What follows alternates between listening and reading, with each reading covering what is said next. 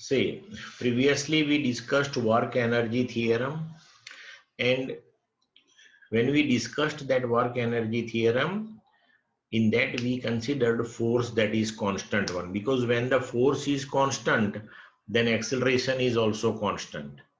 And by considering the equation of motion with constant acceleration, v square minus v0 square equal to 2ab, or we can write v square minus u square equal to 2as. Using that equation we proved work energy theorem.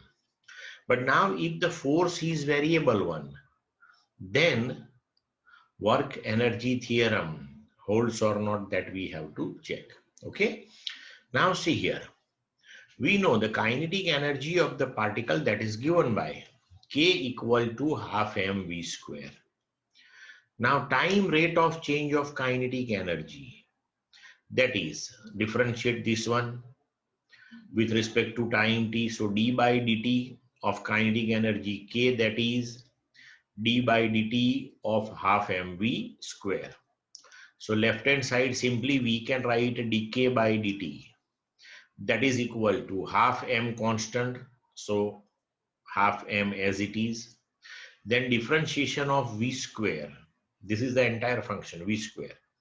So as per differentiation rule it is 2v, but then after the differentiation of v itself, because v is also a function of time, so simply dv by dt symbolically.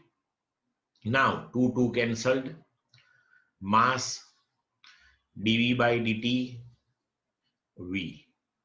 So dk by dt equal to, now dv by dt, that is acceleration, the rate of change of velocity, that is the acceleration, or differentiation of velocity with respect to time t, that is acceleration.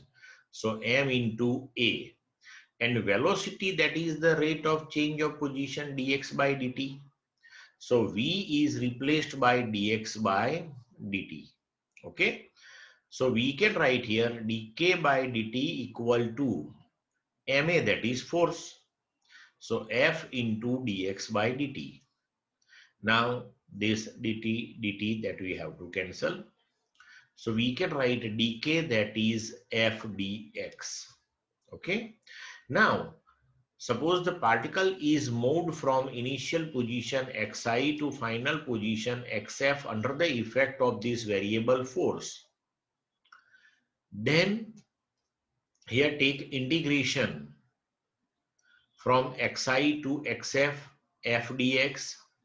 On left hand side integration dk from ki to kf. Ki, that is the initial kinetic energy for initial position, and kf, that is the final kinetic energy at this final position. Now integration. See here, integration dk. Here variable is not there. It implies that 1 is there. 1 means anything raised to 0, that is 1.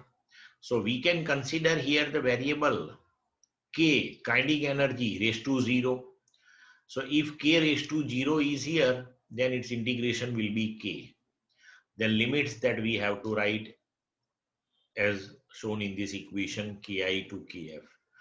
Right hand side, that is the work done under the effect of the variable force. So we can write that is equal to w.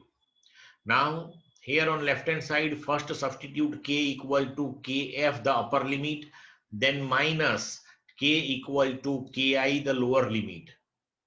So kf minus ki, that is w, but kf minus ki, that is change in kinetic energy, delta k, that is equal to w. So change in kinetic energy, that is equal to the total work done, and that is called work energy theorem.